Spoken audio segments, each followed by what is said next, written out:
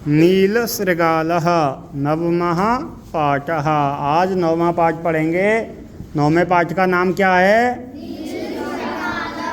हाँ, रेडी हैं सभी बच्चे? कह रहे हैं कस्मिंश्चिद् अरण्ये एकः शृगालः प्रतिवसति स्म। किसी जंगल में एक शृगाल रहता।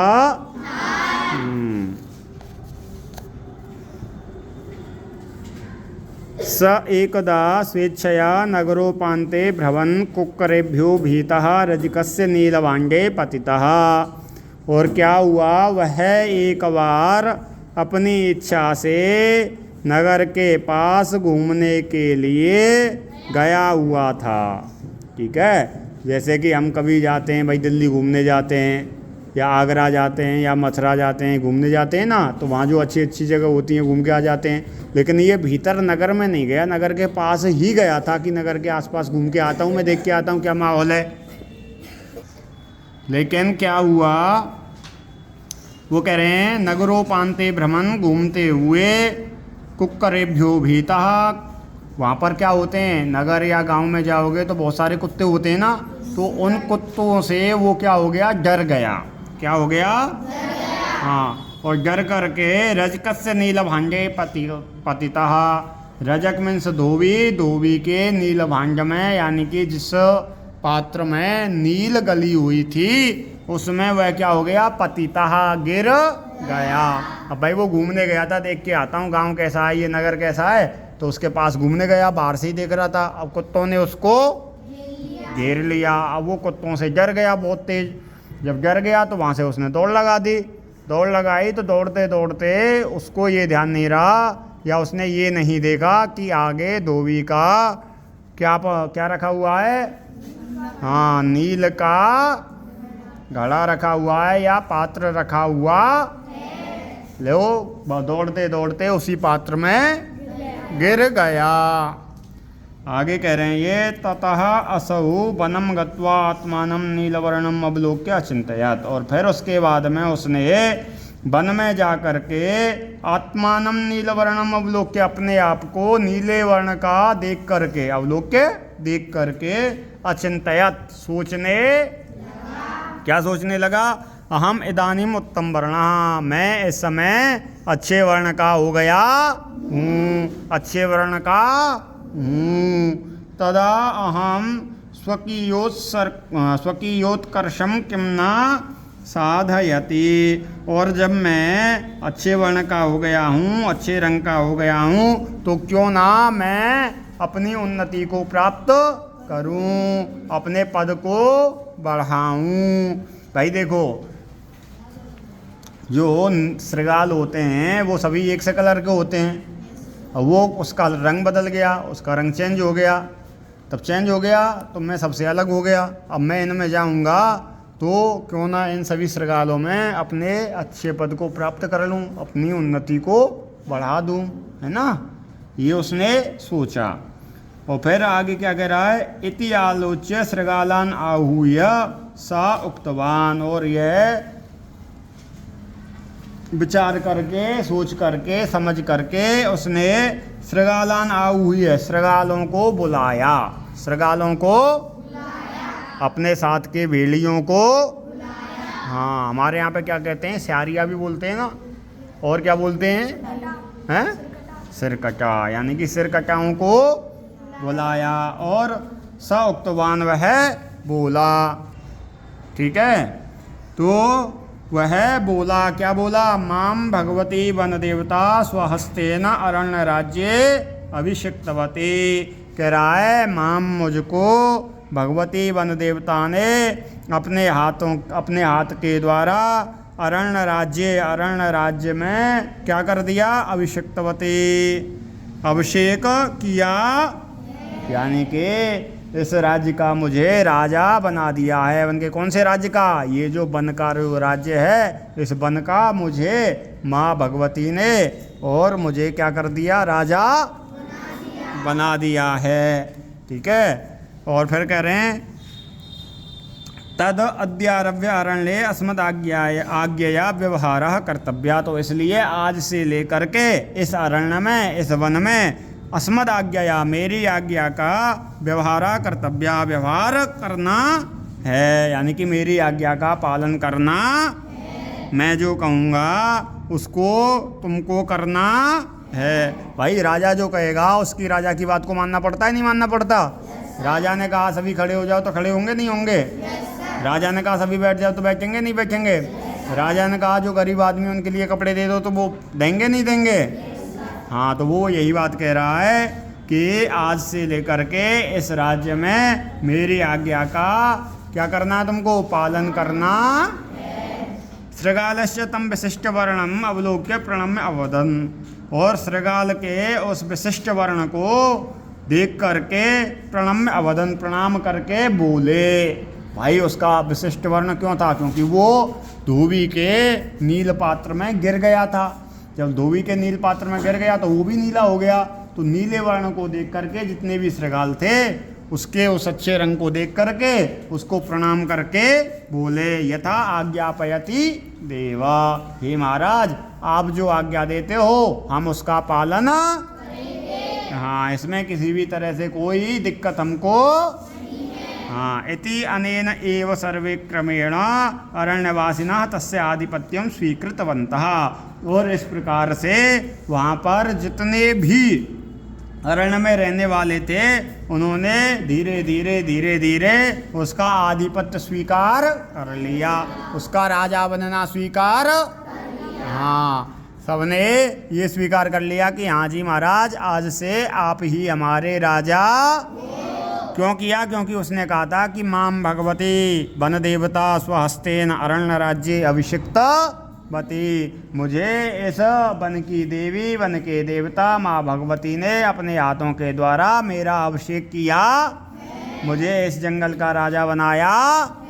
इसलिए वहाँ के जितने भी रहने वाले जीव जंतु थे, पशु पक्षी थे, सबने उनको अपना राजा स्वीकार कर लिया। करें सनई सनई स व्याघ्र सिंहादीन उत्तम जनान प्राप्य स्वजातीयान दूरी कृतवान। वो कह रहे हैं धीरे धीरे वह व्याघ्र सिंह इत्यादि उत्तम जनान प्राप्य, अच्छे अच्छे पशुओं के साथ में जा करके या अच्छे अच्छे पशुओं को प्राप्त करके स्वजातीयान दूरी कृतवान, अपने जाति के लोगों से दूरी बना ली।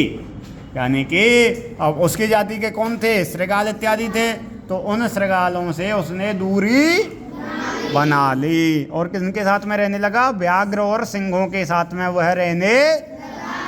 ततो दुखितान श्रृगालान अवलोक्य केनचित वृद्ध श्रृगालेन एतत् प्रतिज्ञातम।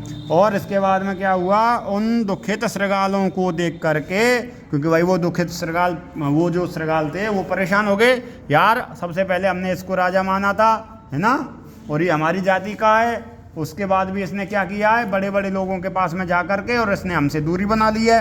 तो वो दुखी हो गए, परेशान हो गए। तो उन दुखी और परेशान हुए श्रृगालों को देख करके किसी वृद्ध श्रृगाल ने एतत् प्रतिज्ञा, यह प्रतिज्ञा की। क्या प्रतिज्ञा? क्या प्रतिज्ञा की? करें यथा अयम व्याघ्रादिभिः परिचितो भवेत् तथा उपायम करिष्यामः। करें यह जिस प्रकार से या जैसे भी व्याघ्र इत्यादि से परिचय हुआ है इसका, वैसे ही इस परिचय का मैं कोई ना कोई उपाय करूँगा ताकि यह वापस लौटकर हमारे पास में आ जाए। करें यथा एते व्याघ्रादया अस्य वर्णमात्रेण विप्रलब्धा संता एनम श्रृगालम अज्ञात्वा राजानम मन्यन्ते। करें जो ये कौन? व्याघ्र आदि अस्य वर्णमात्रेण विप्रलब्धा, इसके वर्णमात्र से, इसके रंग से, विप्रलब्धा का अर्थ होता है ठगे गए हैं। भाई उन्होंने ठगाई तो, उसने ठगाई तो कि भाई मुझे तो वन देवता ने क्या है? अभिषेक किया है, माँ भगवती ने मेरा अभिषेक किया है अपने हाथों से, है ना। क्यों किया है? वन के मेरा विशिष्ट वर्ण है इस वजह से, तो वो उसके रंग से ही तो ठगे गए हैं। तो उनके जिस तरह से ये व्याघ्र इत्यादि इसके वर्ण से ठगे गए हैं, एनम श्रृगालम अज्ञात्वा राजानम मन्यन्ते। और ये क्या है? इसको श्रृगालम अज्ञात्वा, इनको यह नहीं पता कि ये श्रृगाल है, ठीक है, उनको यह नहीं पता, उससे वो क्या है? अज्ञात हैं। लेकिन श्रृगाल ना मान करके इसको क्या मानते हैं? राजानम मन्यन्ते, इसको राजा मानते।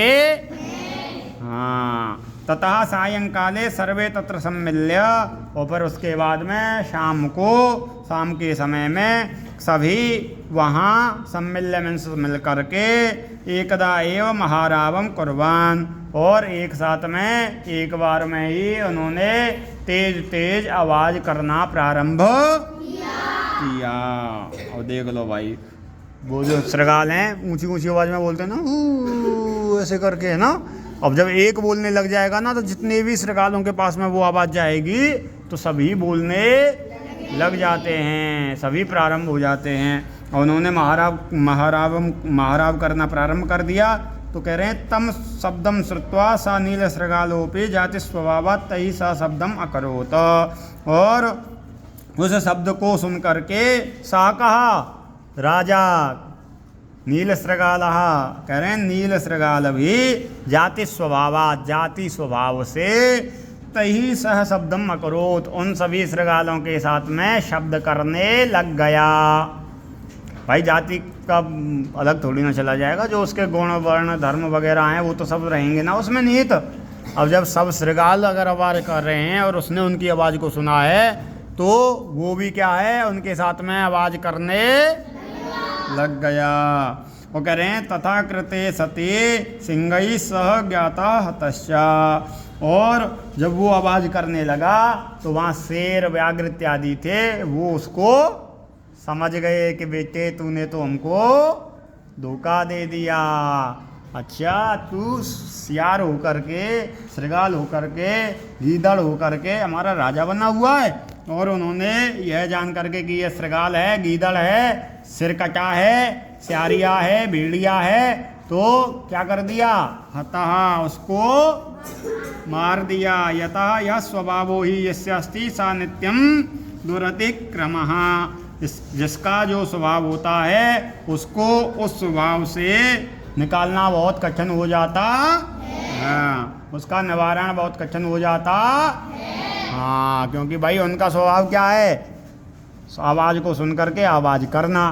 तो तुम चाहे राजा बन जाओ, चाहे तुम भिखारी बन जाओ, जब वो वाली बात आएगी, जैसे ही तुम्हारे कानों में वो शोर सुनाई देगा, तो तुरंत अपनी जाति के स्वभाव के अनुसार तुम भी उस शोर को सुन करके उनके साथ में मिलकर शोर करने लग जाओगे। इसलिए तुम्हारे इस स्वभाव को दूर करना कठिन हो जाएगा, कठिन हो जाता है। उस स्वभाव को कोई दूर नहीं कर सकता, और उसी से उसकी भी पहचान हो गई।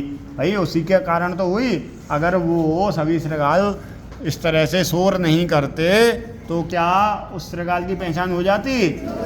वो तो राजा बना रहता ना। हाँ, तो इस पाठ से हमको शिक्षा क्या मिलती है? इस पाठ से हमको शिक्षा मिलती है कि हम चाहे कितने भी बड़े पद को प्राप्त कर लें, सबसे पहले तो भाई किसी भी पद को प्राप्त करने के लिए किसी भी तरह की चालाकी नहीं करनी चाहिए। हाँ, किसी भी तरह का 2 नंबर का काम नहीं करना चाहिए, क्योंकि अगर हम 2 नंबर के काम से बड़े ऊंचे पद को प्राप्त कर लेते हैं तो बाद में क्या होता है? जिस तरह से इस श्रृगाल के साथ में हुआ, उसी तरह से हमारे साथ में भी हो सकता है। और 2 नंबर से तो करना ही नहीं है। अगर भगवान की कृपा से, प्रभु की कृपा से हमको कोई बड़ा पद मिल जाए, हमको कोई ऊंचा पद मिल जाए, तो पद को पा करके हमको ऐसा नहीं करना कि अपने घर वाले, परिवार वाले, नाते रिश्तेदारों से संपर्क तोड़ दें। ठीक है, ऐसा नहीं करना चाहिए। हाँ, अपने मित्रों से दूरी नहीं बनानी चाहिए, अपने परिवार वालों से दूरी नहीं बनानी चाहिए, हाँ, अपने गांव वालों से दूरी नहीं बनानी चाहिए। ठीक है, क्योंकि कोई बात होगी, कोई कष्ट होगा तो हमारे घर वाले, परिवार वाले, मित्र, नाते रिश्तेदार, गांव वाले ही आके हमारी सहायता करेंगे। हाँ, बिना उनकी सहायता के हम आगे नहीं। ठीक है, तो ये बात सबको ध्यान में रखनी। आया सबके समझ में ये पाठ? पक्का? बहुत अच्छी है।